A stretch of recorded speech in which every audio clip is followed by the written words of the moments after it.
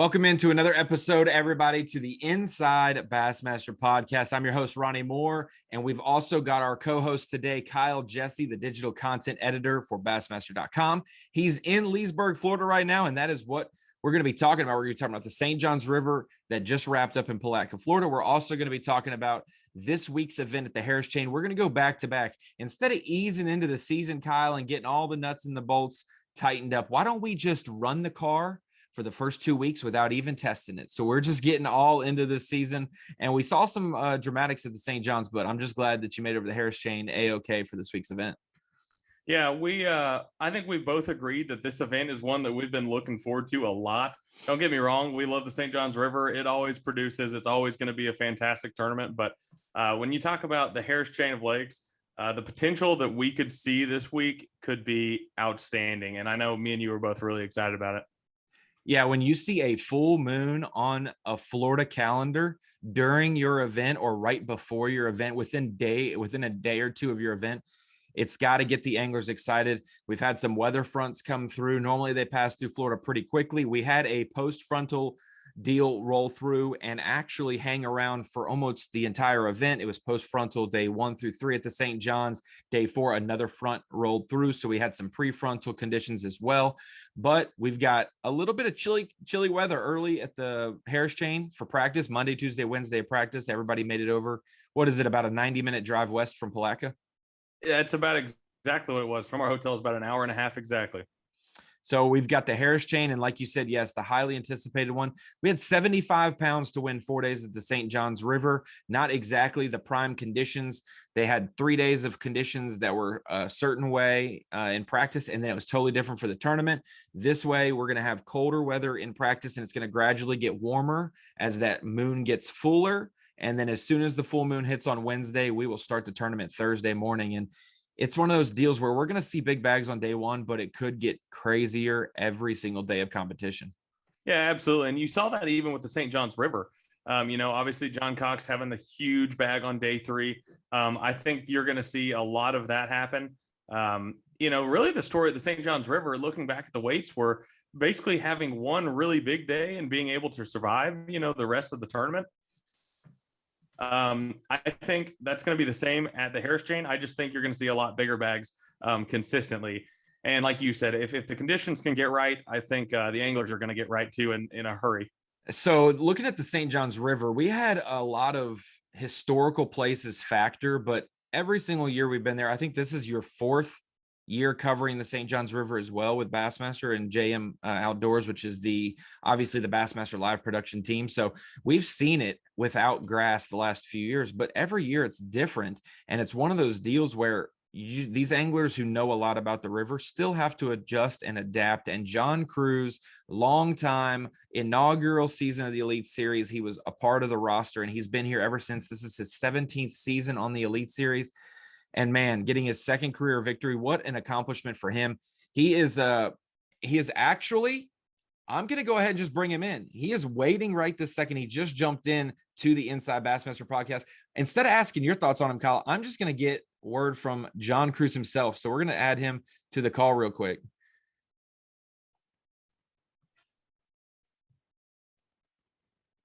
I think we have him, folks. Do we have John Cruz? We do have John Cruz. He is working on connecting to the audio here, but Kyle, like we mentioned it, a lot of places on the St. Johns River factored like normal, but we had a lot of veterans who have been here for a long time. They've adjusted and they were able to really adapt to the conditions. And John was one of those anglers. John, can you hear us?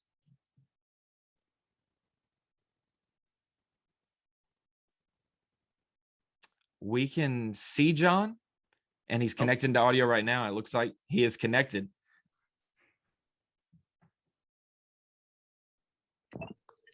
Can you hear me now? John, can you hear us? Yes, sir. We can hear you.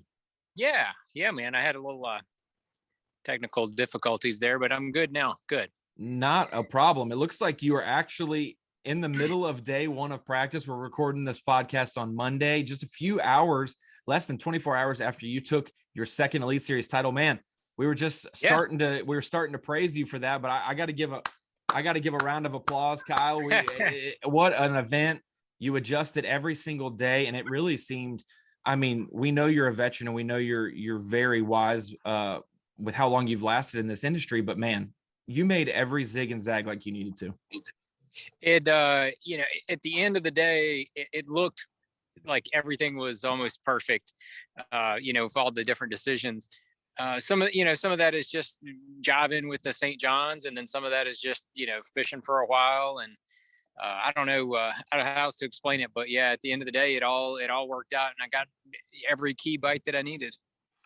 Kyle, if I'm going to jump in and ask a question, and then you can tag team the next one. But John, walk me through day one. You guys obviously have 3 days of practice, Sunday, Monday, Tuesday. You had an off day where we do all the media photos and you get all your jersey pics and the stickers on the boat, make sure everything's inspected correctly. And the off day was the first day of sunny weather, the first change in weather conditions that you've seen all practice. So you guys are now going out day one with different conditions than you've experienced and no real knowledge of what's going to change. What was your mindset going to day one? Because you obviously know this place, but you were going to a different region than you ever have. Right. Looking at the weather before the tournament began, I didn't think it was going to be a full-blown spawning deal. And it definitely was not. I mean, there was plenty of spawning fish to be caught, but not enough to go more than like a day or two. And I think you saw that in the standings. But for me, I went to the in the theory of looking for staging fish, which is hard to do on the St. John's. I was talking with some of my roommates during practice, and they were, they're like, where do these fish stage? And I'm like, dude, it's a tidal fishery. They'll stage like a mile from where they spawn, and you can't. And so they're really hard to target on the river. I chose to go to Rodman my second day of practice. I tried to find that real far south. My first day of practice, couldn't find it. I said, all right, I'm going to go to Rodman and try to find that staging stuff. And man, I had a really good day. Caught a decent number of fish, caught some decent ones. No real giants, at least not until the first day of the tournament. So first day of the tournament, I ran up to Rodman, got up there as quick as I could, and it was a little slow right off the start. But then my first fish was one about 5, and then I caught a small keeper, and then I caught a 4 something. And I said, okay, we got 2 good ones. And, in Florida, if you can have 2 quality fish and 3 decent ones to go along with it, you're going to survive. And in this tournament, 13 pounds a day puts you in the top 15. So I knew we were on the right track to do something that day. And then it seemed like every couple fish was a good one, and another good one, and another good one. And I ended up with about 26 pounds in Rodman. And and then I locked back down at 1 o'clock. I didn't want to be stupid and get caught in the lock or have something crazy happen. Locked back down and started fishing some of the stuff that I had fished in the past on Rodman, but I mean, on the river, but I had not fished it this past week. And, went down through one stretch, caught a 2-pounder, and then caught a 4.5, which called out a 3 that I had in the box. And that's what gave me the 28 pounds for that first day. Pretty amazing how it all just kind of clicked together. And then that 4.5 pounder was key also because it gave me confidence to continue to run similar type stuff in the river like I was hoping would work. And sure enough, it really that's really exactly how it came together, especially on the second day, because I went to Rodman on that second day, scratched out a limit, had 1.4 something, but I was lacking. I had some small ones in there. I came back down to the river at 1 o'clock again, and then ended up catching 3 good ones that really bumped me up. And that's how I had that second, the 17 pounds on the second day. Now, yep. John, just a tough deal. And then, yeah, go ahead, Kyle. Now, piggybacking off of Ronnie's question, after practice, it was interesting to see the progression of each day, how you handled, the changing conditions and the fish changing. After practice, did you feel like your deal in Rodman was going to be able to last 4 days? Or did you have a feeling that it was going to be a matter of switching up and kind of, finding some different deals later on in the tournament? Yeah, I knew that deal was going away, and either I was going to have to go to the bank and start catching them off beds, or I was going to have to, catch them fishing on the river. I found one like the third day of practice, the last hour I was out there before dark.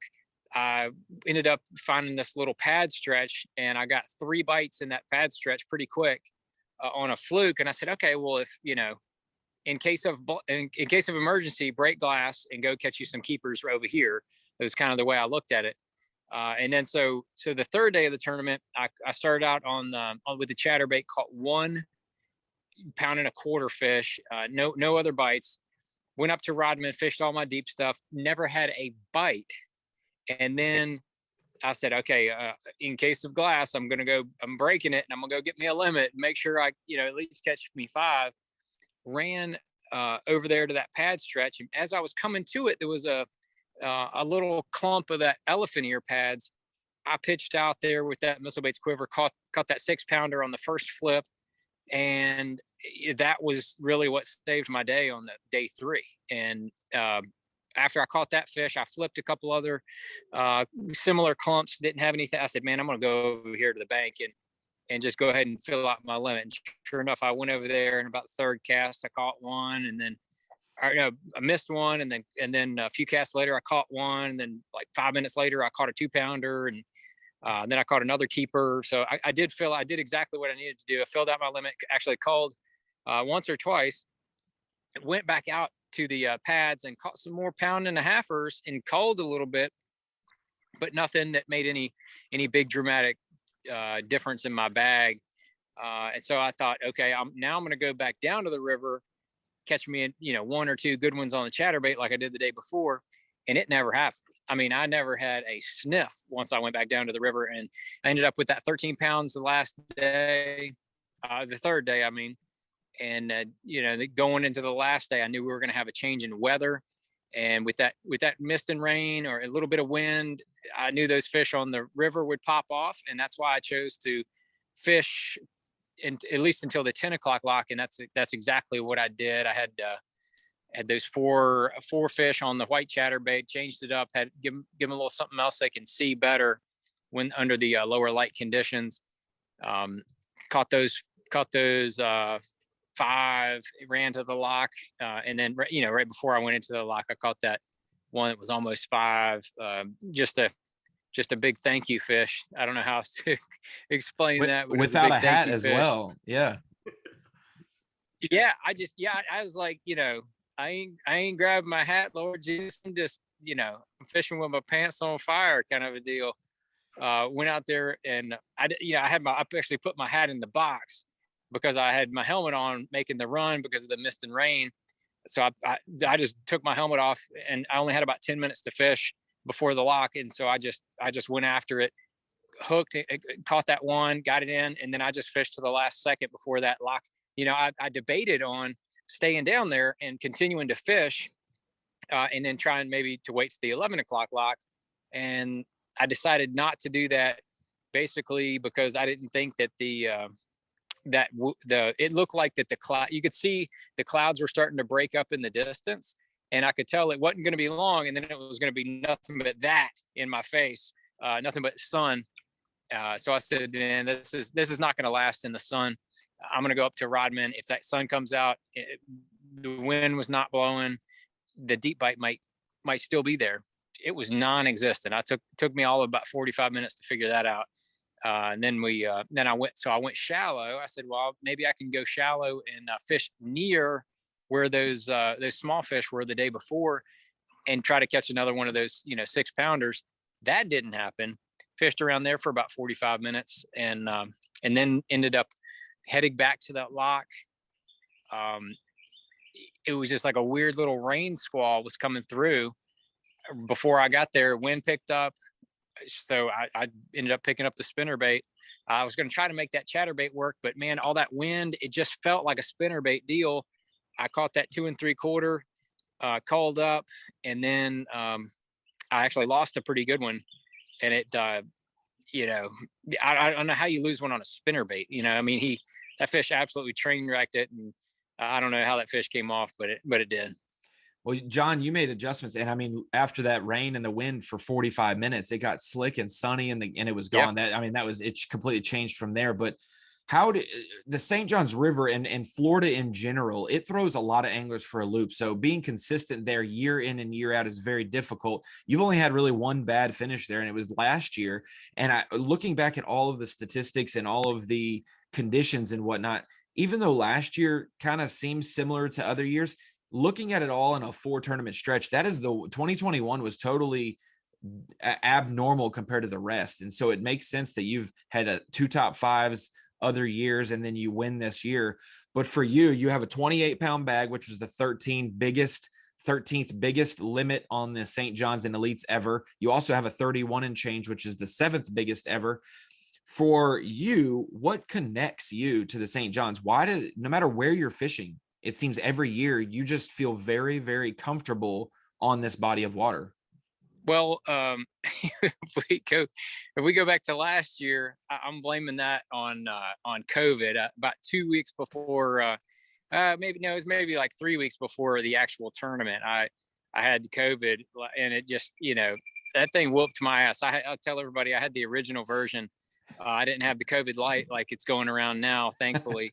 But man, I got in there. I still felt like ass, to be honest with you. And in practice, it was like I was carrying a 40-pound sack on my back. And all of a sudden, during the off day, and I think it was because of 3 days of being in the sunshine out there fishing, 3rd day of practice, I felt like noticeably better. And then I woke up the next morning during our off day last year, and I felt great. And I said, man, what happened in practice? Like, what did I just do? What am I going to do? So I feel like that, that was a little bit of not being able to get into the groove with the St. John's and, last year. And yeah, I still almost pulled out a decent tournament. Yeah, you had a 7-pounder on day 1 on live. Yep. I remember that in the canal, but it was very difficult to put it together. But it is beyond me how some anglers, you, Patrick Walters, even like a Scott Canterbury, it seems like every year you guys kind of do very well, and it goes without saying that it's very difficult to be that consistent. We don't want to take it for granted. It's not your home lake. It is definitely different. Absolutely. And, because of when you do well in a place, a lot of times you think, oh yeah, I'm going to go back and I'm going to go to that bank and catch those ones and get this and that. It's really been different for me every year. And so if we go back to St. John's next year or the year after or whenever, I might have to go the other way. I'm going to have to go towards Jacksonville or something just to keep it new and not be fishing any memories. And I jokingly say that, but I might actually do that. If we do go back, I might have to explore that Jacksonville direction, because I've never fished a tournament north of the Palatka Bridge. I've never been up there unless my boat drifted that way there at takeoff. So that kind of brings me to another question. So on a body of water that you have a lot of experience, you've spent a lot of days practicing, obviously a lot of tournament days as well. How do you approach practice? Do you try to search new water? Do you just check up on old things? Obviously that can kind of get tricky because you've spent so many days out there. Do you try to find new stuff, or do you just try to, hit as many old places that you've, fished in the past? You try to, I call it sampling the stuff that you fished before and had success. I just want to sample it. But the majority of my day is going to be expanding in the waters that that you want to fish, and kind of filling in the blanks. You're like, oh man, I've never hit that bank, or I've never hit that stretch, or I've never hit that canal, or what have you, just to try to fill in all the blanks that you might have with a fishery.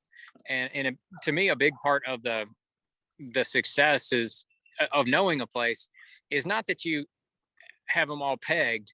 It's that once you get a couple bites on a certain type of pattern, then you can say, oh, okay, now I'm going to go run this.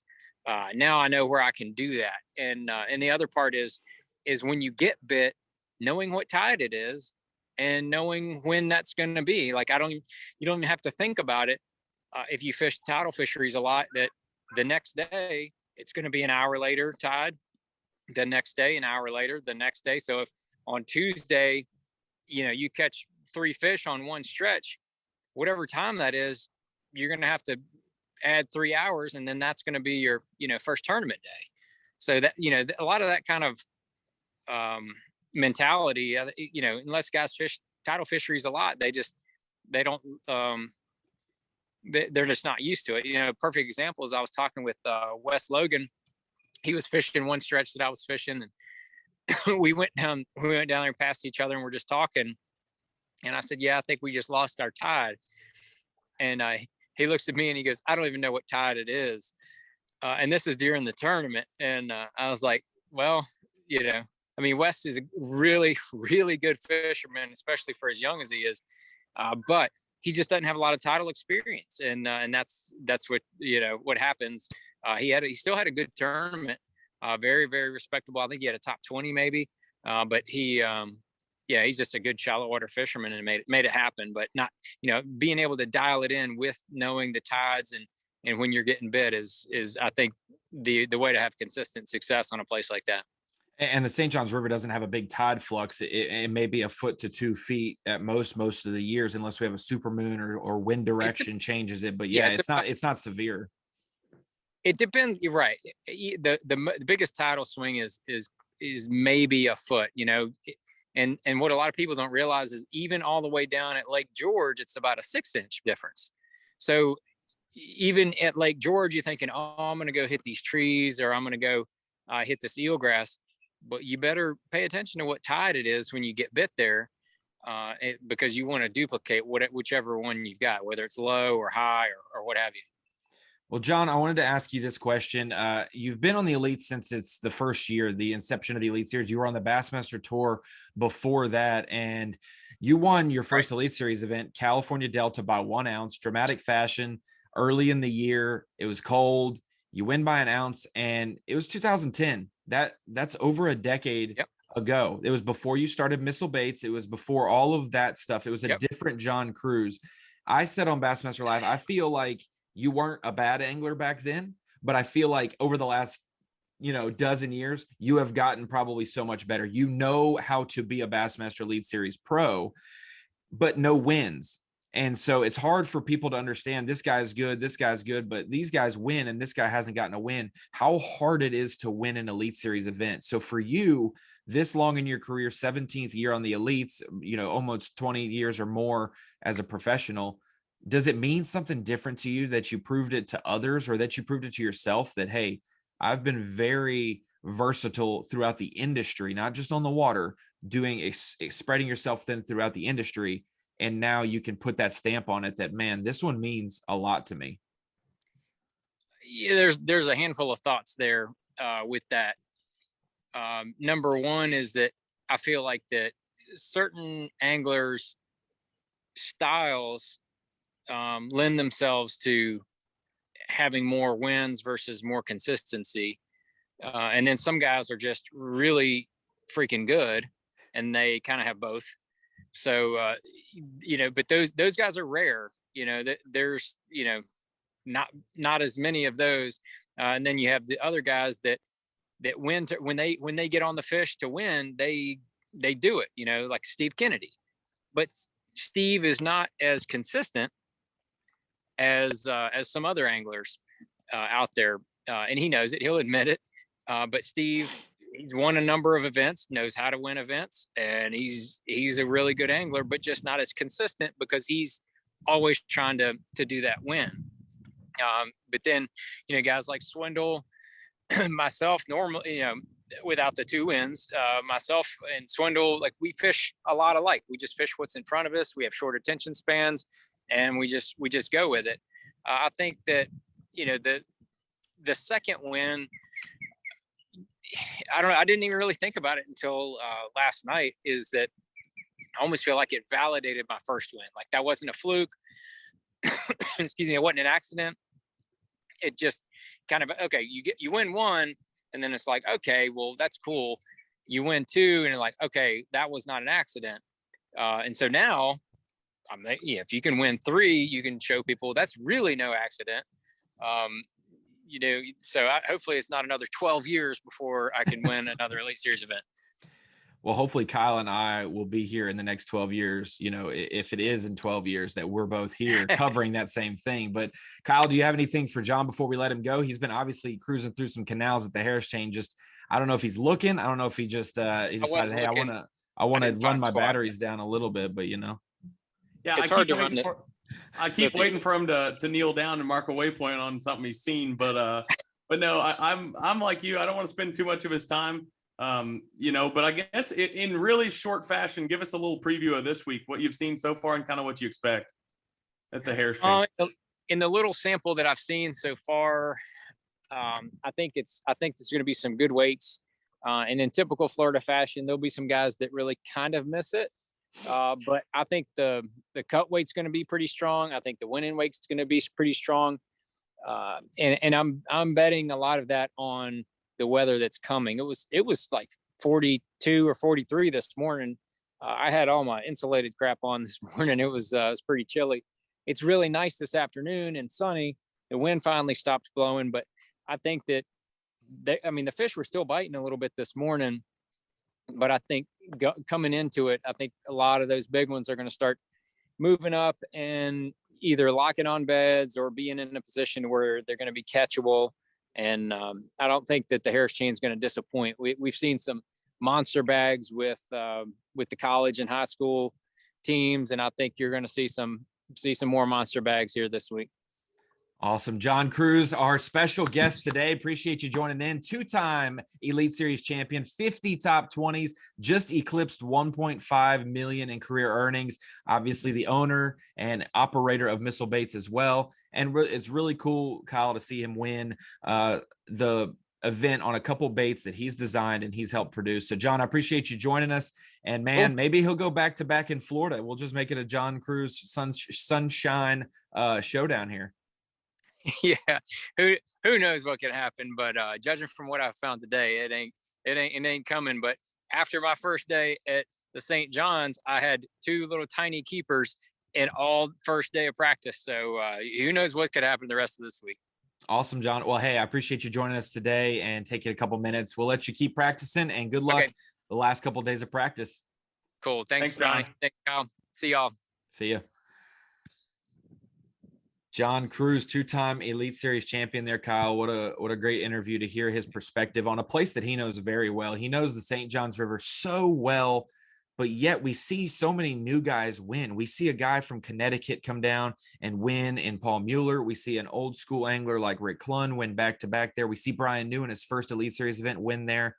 But we've seen John Cruz just linger in the top 10, and we knew it was just going to be icing on the cake if he could overcome and win this event. So, and he did it. He didn't limp to the finish line. That's the one thing I wanted you to talk about is 28 pounds day 1, 17 on day 2, 13 was his tough day. He mentioned that, and that was no bites on the St. John's after locking back into that system. And then 17 yesterday, and he didn't know it.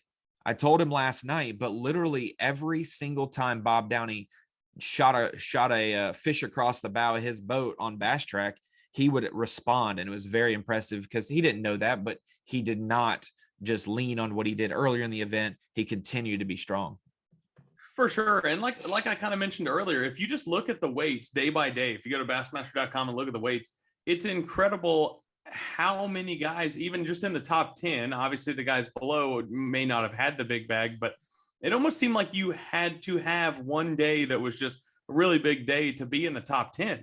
Because nobody was really consistent. And John was by far the most consistent, catching, you said 13 was his lowest day. I mean, if you look at the top 10, there was nobody else that didn't have, for the most part, that didn't have like a 9-pound day. Or Bob Downey, I mean, literally on day 2 caught 1 fish for six and change.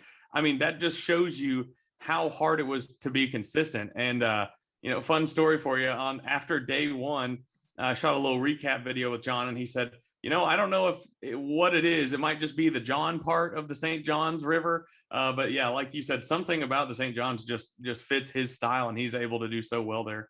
Well, we saw similar winning weights. 79.7 was what Brian New had. John Cruz had 75.4. but there were 20 bags over 20 pounds in last year, 20 bags over 20 pounds. This year, there was 9, 5 on day 1, 2 on day 2, and then 1 each of the next 2 days. And one of those days, day 3, we didn't even have a 20-pound bag. We only had a 30-pound bag. And it's something that I went, in the brain of Ronnie. Some people ask me, like, how do you think about some of these stats? And it's just, I see something, it sparks an interest. I remember a couple stats and I'm like, well, I know at least 2 years ago it was like that. Let me see how farther back it is. And so I had Matt Dowd help me pull some stats from the Elite Series, the 10 biggest limits and the 10 biggest bass all time at the St. John's for Elite Series, the 8 events that we've had there. If you're going to catch a 10-pounder or the big bass of the event, it's going to come on day 1 and day 2 of that event. But if you're going to catch a heavy 20 or 30-pound bag, it's coming day 3 or day 4. There have been very few days otherwise. And John Cruz's day 1, Bob Downey's day 1, those 28 and 27-pound bags were a little bit against the grain there. But we see it, the 2 biggest bags of the tournament, 31.15 by John Cox on day 3 and 29.3 by Bob Downey on day 4. Both of those came on the weekend. Very eerie how the 2 biggest bass of the week, Brandon Cobb's 9.13 and Caleb Summerall's 9.7, came on day 1 and day 2. And the 2 biggest bags came on day 3 and day 4. I don't know what the deal is with that, if we always hit it on a warming trend, but it's hard to imagine a 32-pound bag that doesn't have a 9 to 10-pounder in it. But Cox had just an 8-pounder. Bob Downey just had an 8-pounder, which are huge fish, but those are way down the list. And I want, before I hand it off to you, Brandon Cobb's 9.13 was 17th biggest bass all time at the St. John's. 9.13 was 17th. And then Caleb Summerall's 9.7 was 27th all time. I texted Summerall that. I said, hey, your 9.7 was the 27th biggest bass at the St. John's. He's like, geez, like it makes it feel real small when I say irrelevant almost, which is incredible because most people, a lot of bass anglers go their whole life hoping to hook into a 9-pounder, and if you have a 9-pounder at the St. John's, you're not even in the top 30. Obviously, that's pretty special. St. John's River is definitely a special place, even when the weights may be a little lower overall. I mean, there's the potential is always there, and that's what's crazy. I think when we talked about it on our last podcast with our fantasy fishing picks, the St. John's sometimes feels like it's so easy to predict as far as who's going to do well. But that was absolutely not the case this go around, not even remotely. I think we both missed the ball big time on a few picks, and it's really crazy. And that we talked about that as well, as every time we fish, the Elite Series goes to the St. John's, we see a different product. It's always great in the end, but you always see it play out in a different way. So it really is a special fishery.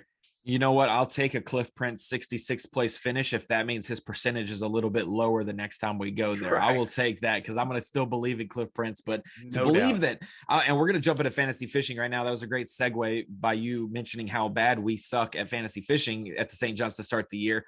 I did have a great rebound, 200 points from day 1 to day 4. So I'll take that improvement. But yeah, Cliff Prince, for Rapala Bassmaster Fantasy Fishing, my worst pick out of my 5. He was my worst pick. That is very difficult to do. I had 3 guys make the cut. I had Drew Cook finish 9th. I had Buddy Gross and I had Jason Williamson. They both made the day 3 cut. I had Clark Windlet and I had Cliff Prince both miss the cut. Clark was in the round 50th. Cliff Prince was 66th. And what's crazy about that is those 2 were the guarantees in my mind that were going to do well. And I picked them for Drain the Lake. So not only did I double dipped of a downgrade there. They were not very good for me. I finished up at about 1,000 points. And that had me about 72 to 75 percentile for fantasy fishing. Drain the Lake, probably my worst Drain the Lake I've ever done. And I will say I went into this event scared. Last year I had half the season. I'm only going to use half the elite anglers. Let me just go strategic with some hammers and we'll do it. And it was so, I laid up. I did a really conservative game plan. Thought I was going to stack a lot of 30s to 50s on my team, or 25s to 50s. And that did not pan out. The top end of some of my guys were 50. So I had a couple make the cut there, but not too great of a finish. I think I was at the 35 percentile. So I got nothing to lose, but I got to go up from here. Yeah, we got to bounce back this week. We both didn't have our best performances. I was also the same way with my Drain the Lake. I was super conservative. Wanted to save as many players, as many anglers as possible. So this week when I was going through picking my team, I was like, I'm going to put some big guns in the lineup. I got to make Hey, we could both make it's a long season. There's 10 events. Yeah. There's 10 events, and we're going to just grow. This is going to be my worst, and we're going to stack better finishes all year. So let's jump into fantasy fishing picks for Harris Chain. I do not want to talk about the St. John's anymore, but I did get close to the winning weight. I picked 77. It was 75. And then on the final day on Bassmaster Live, I will just say, because people have brought it up to me and Zona were going back and forth, and he thought Cruz was going to win by a few pounds. And I was like, I think it'd be like 1-3, maybe 1-4. And it was 1-4. So I will take, if I could see the bass on Bass Live, I can predict Bass Track to a T. I know what they have. So let's jump into Harris Chain Fantasy Fishing, our 5-man team with Rapala, Bassmaster Fantasy Fishing. And I'm going to have you go first with Bucket A. We have not talked about our picks before doing the show. So, and if you're just joining us on Inside Bassmaster Podcast, maybe you were asleep at your desk and this auto played and you're halfway through the episode, but we're picking our fantasy fishing team for the second Elite Series event of 2022. That is the Harris Chain of Lakes in Leesburg, Florida. And if you don't know the weather, it's been chilly. It's going to be full moon on Wednesday. The bedfish, if there are any, they should be not finicky. They should be getting pretty locked on there. So we could see some big fireworks on day one. But then the fishing weather, the guys who are not sight fishing, it should get better every day of the event too. So as I preface the weather and the conditions, Kyle, give me your Bucket A pick, the top 20 or the top 19 and the top 19 finishers from the St. John's. So I've been in the fantasy fishing mindset all day. That's what I've been working on since early this morning. And, looking at Bucket A, John Cox is a super, super, super heavily picked angler. Right now, as it stands, he's got a higher player percentage than Cliff Prince did in Palatka. And I think that's perfectly reasonable. I think he will absolutely find some bedfish and he will do his thing. However, I'm going against the grain as far as the high percentage goes this week. And I'm actually taking a book or a page out of your book and going with Drew Cook in Bucket A. I really like Drew Cook right now, 5.8%. Obviously, okay, so here's my thought process. And I think, so I don't have to explain myself with all my picks. I picked all of them based on this logic, okay? So obviously, there's a great chance that there'll be bedding fish to be caught. I think inevitably we're going to see that. I hope more than anything that ends up being the case. However, if you have paid any attention to the Harris Chain in the past, whether it be the college event this year, the college event 2 years ago, some of the opens, really one of the main players is the offshore game. You think Florida, think of the conditions, think full moon, you think it's got to be all spawning fish. I think there's absolutely still going to be a lot of potential for guys to catch them offshore. So in my picks, I tried to go with guys that I think are phenomenal sight fishermen. However, if that, can go both ways. I don't want to go too heavy on sight fishermen or too heavy on offshore guys, because I think you might either have to have a mixture of the two, or, how many times have we seen it, Ronnie, in tournaments where sight fishing is the deal, you run out of sight fish. I think you share sight fish for sure with other people. Sure. Yeah, absolutely. I think that having a mixed game plan in a sight fishing tournament is always a good route, is always a good thing. So when I made my fantasy picks, I was thinking solely about guys that can do both. So Drew Cook to me is one of those guys that absolutely can do the trap or whatever it may be on the shell bars, or slowing down with the Carolina rig, that kind of thing. But he's also, without a doubt, one of the best sight fishermen on planet Earth. So I think that Drew Cook in A at 5%, I like that. And I'm going to take that all day long. Man, it was very tempting to see. Dude, Drew Cook was 84th at the St. John's on day one. And I was like, are you kidding me? I got Cliff Prince in 80-something, Clark Windlet down there, and Drew Cook. My foreshore guys are in the 80s. And they obviously improved and missed the cut, but Drew Cook improved all the way to Championship Sunday, finished 9th place. Very tempted to pick him again. I think he'll do well, but I just can't pick him twice in a row with a clean conscience, So we'll swap. I'll let you do that. And I think I'm actually going to pick the guy you picked at the St. John's in one of your slots. And I'm going with Scott Canterbury. I think that Man, if he was to just go flipping, or if he was to go sight fishing, I think that, or maybe a little buzzing toad or something in the morning, maybe something like that. I think that Scott Canterbury at 2.8% is a good pick there. John Cox, obviously, we'll get into when we picked him, because we probably both will have picked him in another league or another time, and have an explanation for that. But 52%, it's hard to pick someone like that in a sight fishing event. I'm cool with picking 50% Cliff Prince when I thought he was going to be fishing and I thought it was going to be plentiful. On a sight fishing deal, a lot can go wrong. And with the way John Cox didn't execute the last 2 days of the tournament, he had 32 pounds of the St. John's off bed, and then he had 12 pounds off the bed because he lost an 8-pounder, and it could just sneak up on you, and it's 2:00 and you got 12 inchers, and you were looking at a 10 all day. So I'm not going to pick John Cox. I do think he's going to do well this event, but I think that there are a lot of guys in bucket A that can do well also. And so it's good to see a good mixture. We've got some finesse guys, some guys like Jamie Hartman and Taku Ito in there. See how they fare. Masayuki Matsushita is a new one. We'll get to see how he handles this Florida fishery.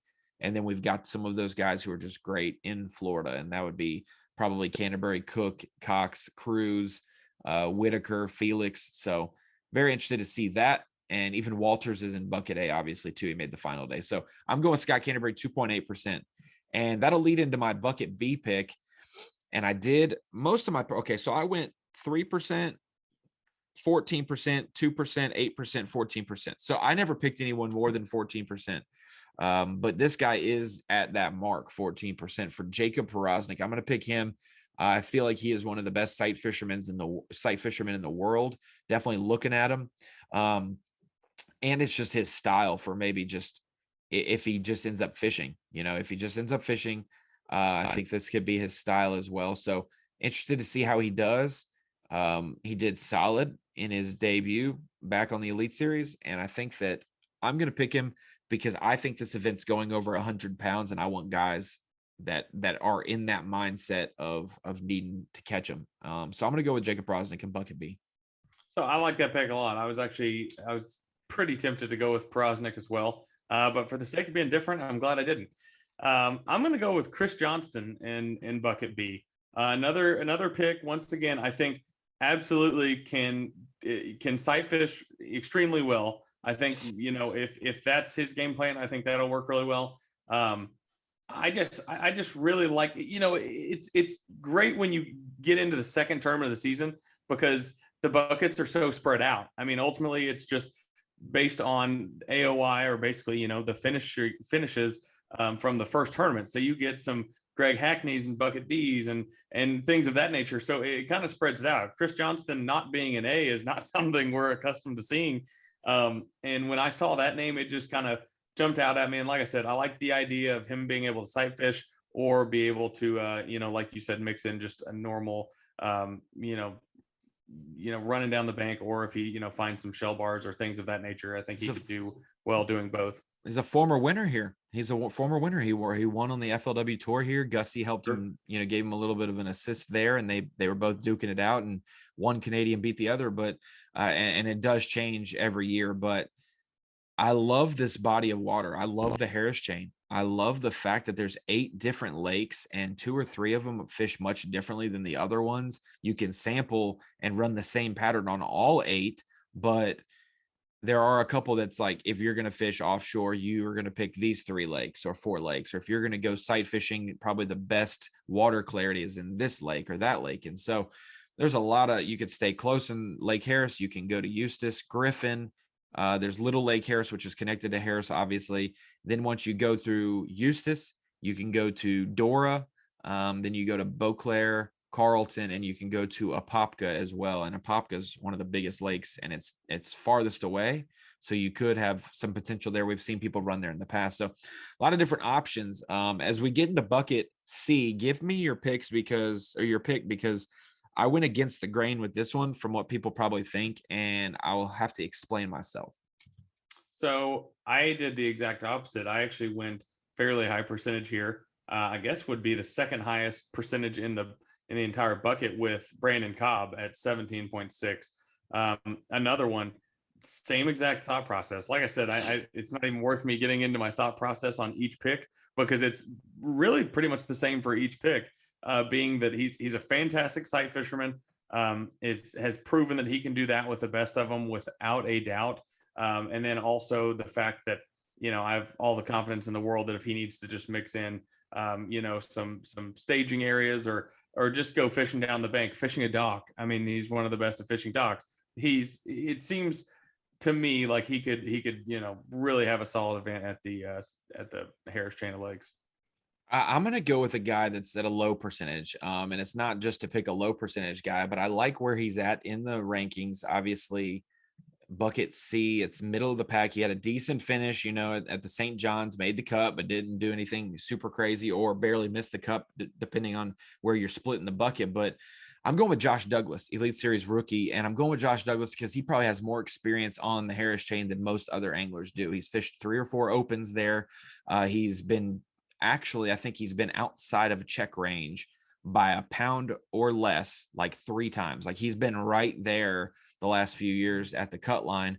And I've seen him in different lakes every time. So I know that he doesn't just have like, I'm going to go fish this set of docks and I'm going to make it, I'm going to get a 48th place finish or something.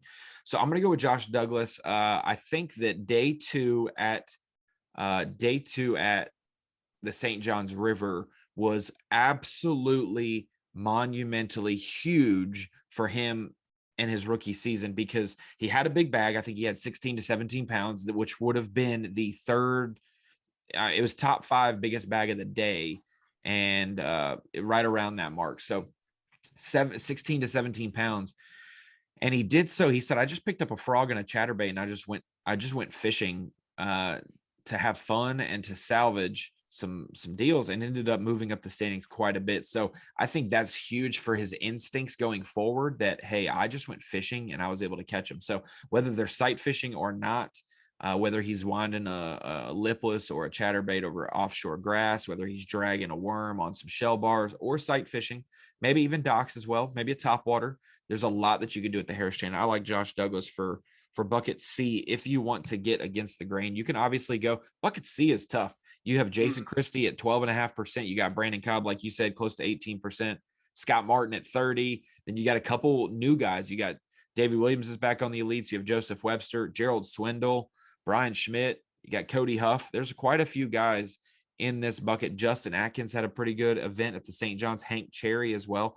Bucket C might be one of the most competitive buckets of them all when it comes to where you can go with your picks. So I'm going with Josh Douglas because I just have a feeling that day 2, we could be talking about that day 2 decision for him for a couple events or maybe a couple years, depending on how his season goes. So I'm going with Josh Douglas, the Minnesotan, and he's a very low percentage guy with a good upside there.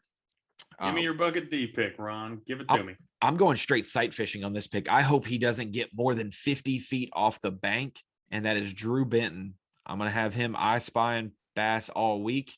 Now, he's always the one who he doesn't lie, but he's always seeing giants on the bed when the bed bite is fading.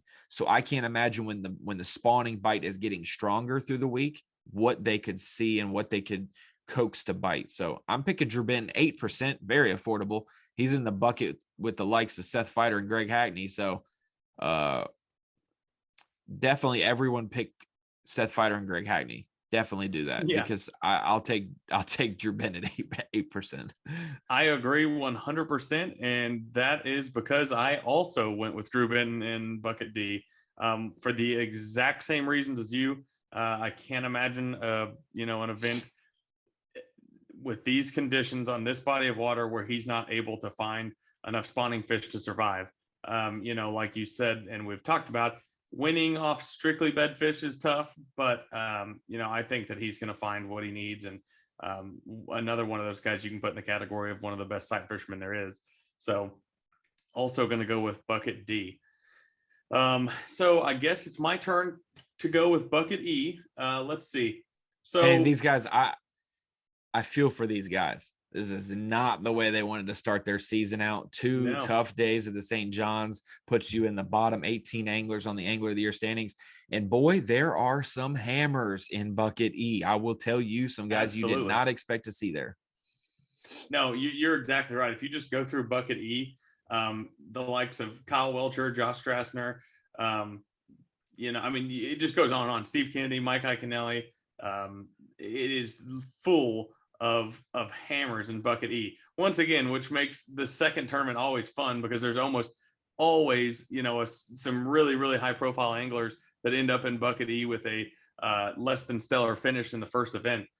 With that said, I'm going to go with a fairly low player percentage, actually really low now that I'm looking at it, and go with Brad Watley, Bucket E 0.6%.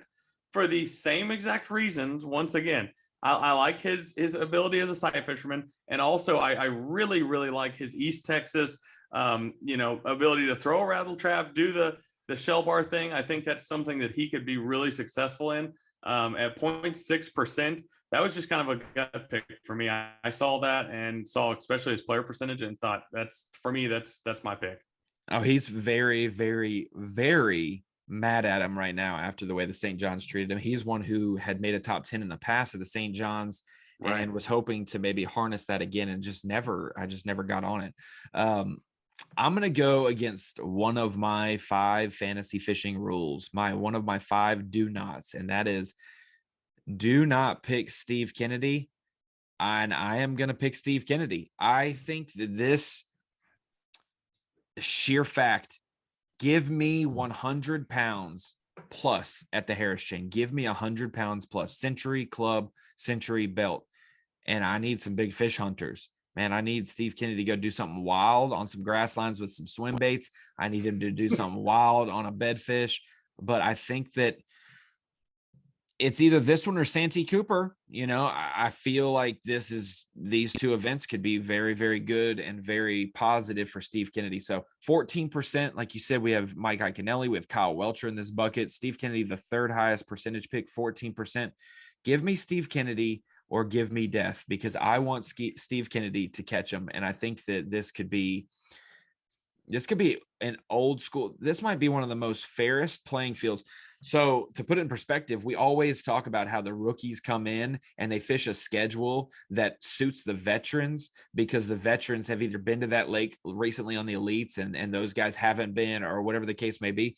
This one actually suits the new guys because they have fished the opens recently to be able to fish it. I think we've been to the Harris chain 3 times in the last 6 years. And these guys have been able to fish it, and no Elite Series events here since 2011. It's been a decade since we've been there.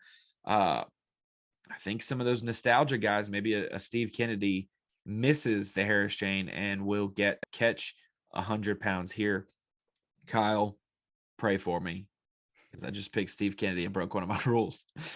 And to clarify, it's not that you don't pick Steve Kennedy because you don't like him. For anybody out there that might be wondering about that, it's just literally John Cruz just mentioned it.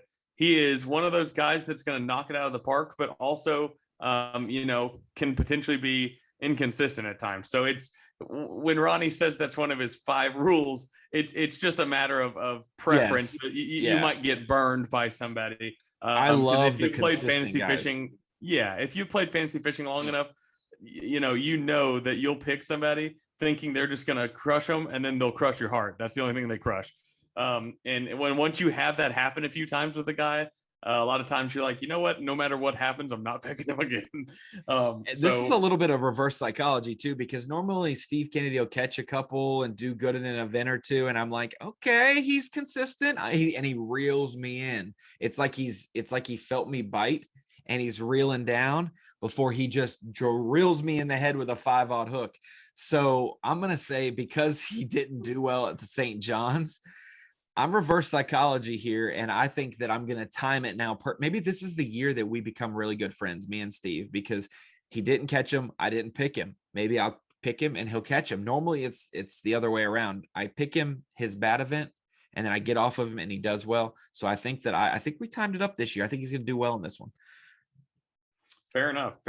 So let's move on. Give me your Drain the Lake picks real quick. We're going to 8 people on this team. And if you're new to fantasy fishing or new to the podcast and you don't know, Mercury Drain the Lake is different from Rapala Fantasy Fishing because Rapala is a 5-man team based off the AOY standings, 19 anglers in each bucket. The final bucket has 18. You pick one guy and you have a 5-man team, one from each bucket, but you can pick them over and over throughout the year. If you like Greg Hackney, you can follow him in the buckets throughout the year and pick him every event if you want. Drain the Lake's different. You, for Mercury Drain the Lake, you have an 8-man team and you can only pick them once. When you pick that person for an event like I did for the St. John's for 8 guys, I can't use those 8 guys the rest of the season. So you really have a lot of pressure on timing up a good finish with your picks, so you don't feel like you wasted them with a bad finish. So I've got 8 guys that I cannot pick. I believe it's Todd Auten, Cliff Prince, Clark Windlet, KJ Queen, Mark Frazier, Shane LeHue, Tyler Rivette, and Luke Palmer. I think those are my 8 guys that I cannot pick the rest of the year. So I felt like I used up a lot of consistent guys. And so the next few events, I'm using up the guys that are win or go home kind of guys. I'm going to give you 4 picks off the top. I'm going to give you, I think I have 2 guys. I have 2 of my 5 that also match my fantasy fishing team, just like at the St. John's. I kind of like to mix them in a little. I got Drew Benton, Drew Cook, John Cox, and Ray Hanselman. That's 4 of my guys. I've got 4 more, and one of those picks is also one that's in my 5. So Drew Benton is my duplicate in the first 4 selection. And, Cox is at 41%, Cook's at 24, and Benton's at 14. I'll deal with John Cox being at 41% for Drain the Lake. Yeah. Ironically, with the Ray Hanselman pick, that's one of my 8 as well. So I got Ray Hanselman, Drew Cook as well, Hunter Shryock. I think, people miss out on the fact that since he's become an Elite Series Pro, there haven't been a ton of sight fishing events, but he's also one of those guys, that basically qualified the season through the Opens. 2 of the 3 events were strictly sight fishing. So I think he is one of those underrated sight fishermen. And then Chad Morgenthaler would round out my first 4. Did you give your first 8? No, I gave 4. All of them, I gave 4. Did you just go 4? No, okay. I said a lot of words, so you but go it was ahead just 4. Yeah. You go ahead then. I didn't want to spoil my last 4 if you hadn't already done that as well. No. I like that Hunter Shryock pick. I'm going to save him though for a place that he is now perused quite a bit in the off season, and so we'll save him for a little bit later in the season, I think. But I like that. I like those picks. I like that we match up on a couple underrated picks. My other 4 picks, one of them duplicates with my fantasy fishing team, like I mentioned, and that's Jacob Porosnik. Then I got a little bit of Matt Herron, a little bit of Josh Strassner, and I also threw in a Clifford Perch. I'm through in a Clifford Perch. I could save him till the end of the year at maybe Lake Oahe or the St. Lawrence River, but I threw in Clifford Perch there because I think he's going to pull some Arizona, some West Coast tactics on some spawning fish maybe. You okay, Kyle? Is somebody outside your window? Just Steve Wright. Steve Wright. Okay. Stevie Wright. Okay, give me your 4 pick. You did hear mine, right? Porosnik, Herron, Perch, and Strassner. I got you. So I'm going to go. I'm also doing the same thing you are, and dipping in a couple of my fantasy fishing picks from the Rapala Fantasy Fishing. Also going to go with Brad Watley and Drain the Lake. Also going to do John Cox, like you had mentioned. I may regret this one, but I'm going with Greg Hackney. I'm pulling it out of the holster. I'm going with Greg Hackney at the Harris Chain. Really hard to envision, a back-to-back stretch in Florida where he doesn't catch on one of the 2 events. And I've just got a weird feeling that he's going to be, up there in the top 10. And, there's plenty of events I'd like to save him for theoretically, but got to use him at some point. And then I'm going Kobe Krieger is my final 4 in the second half of my 8. I like it. Shooting some big bullets early in the season. I'm trying to backload some, at least to the mid portion of the season. But man, once we get past the Classic, if you haven't made hay yet, you better put some in the barn. So I'm going to have to, after the Classic, Santee and Chickamauga are going to have to be some turnarounds if I haven't caught them yet with my team. So there's our fantasy fishing teams, our Drain the Lake teams, and also a little bit of insight from our champion, John Cruz. Super glad that he made a couple minutes and was able to join us on the podcast. That was really a, day of thought. It wasn't something we had planned to do it with the winter, but I said, hey, John, you got 5 minutes? He's like, yeah, I'm just out here. I'd actually do better on the water than I would back at the house because the amount of prep I'm going to have to do and the amount of interviews I'll do there will probably be a lot at nighttime. So let me do it while I'm on the water. So appreciate John doing that. Big kudos to him. It is very difficult to win an Elite Series event. So to see him do that, 75 pounds, he really showed us a lot. And I thought it was dynamic, but I do want to touch on Bob Downey real quick before we leave the show. Bob Downey caught 74 pounds. He lost by 1 pound and 3 ounces, Kyle. And he only had 16 bass to compare to John Cruz's 20 bass because on day 2, like you mentioned, he failed to get a limit. He only caught 1 bass, and that was a 6.5 pounder. What a big fish that helped him stay in the top 10 for one. If it was a 3 pounder, he wouldn't have made the top 10. But man, did you get the vibe that Bob, who is a very positive and nice guy, well-spoken angler, very excited that he's on the Elite Series. He's an Opens champion. Did you get the vibe from him at the weigh-in that he knew that he royally messed up by not getting 2 or 3 keepers on day 2 of this event and coming in 1 pound shy of the win and leaving 4 fish on the table? That's going to be one for the third year pro that he's going to maybe look back on. Yeah, absolutely. I don't know how many times between the time he tied his boat up to the dock to the time he weighed his fish in that I heard him say, I screwed up so bad on day 2. I mean, he said it, over and over again. You could tell it really was bugging him, but it's fishing. You're liable to have, those days, but in the big scheme of things, I actually talked to him after the weigh-in and we shot some video. And that was one thing we talked about. I mean, without that massive day and even without that 6 pounder on day 2, I mean, think about, obviously it's tough to think about how close he was being able to win, but also, how close he was to not even being there on the final day. So, obviously you have to just deal with it and move on. I mean, that's way easier said than done, but like you said, he's a young Elite Series pro and he's gonna be here for a long time. So he'll get one. How crazy is this that he had 56 and a quarter pounds for his day 1 and his day 4. And the other 2 days in the middle, 56 and a quarter, he had 73. So he had literally 16 pounds and change between the 2 days in between day 1 and day 4. So 27.4 on day 1, 29.3 on day 4. What an incredible 2 stringers there. They're probably the 2 biggest of his life, and he did them in Elite Series events. That's incredible. And it honestly was one of the most fun 20-minute stretches of Bassmaster Live for an individual angler that we've ever seen. I mean, it's up there with Lee Livesey at Fork last year, catching some big ones on a swim bait and topwater. So, absolutely. Man, Bob Downey, what could have been. Shout out to Masayuki Matsushita, 3rd place there. His rookie season, he is your new Falcon Rods Rookie of the Year leader going into the second event of the season. This could be the shortest time that someone holds the Rookie of the Year lead because we are back-to-back, and the rest of them, you'll at least hold him for a week, but he gets to hold it for at least 3 days. Shout out to him. He made what's very cool. We saw Rodman / St. John's win the event. We saw the Springs of Lake George come in 2nd. We saw Crescent Lake come in 3rd. We saw 4th place, which was a total place off the map, heading up the creek towards the backside of Rodman from John Cox in there. So what an incredible fishery, the St. John's, that was dynamic. And we're going to see one that's even cooler this week at the Harris Chain in Leesburg, Florida. Kyle, you're going to be there. You'll be out on the water as well, I'm assuming, taking photos, and we'll be looking for your coverage there on location. Yeah, I'm looking forward to it. I know you and I have been talking about this event since the schedule came out last year.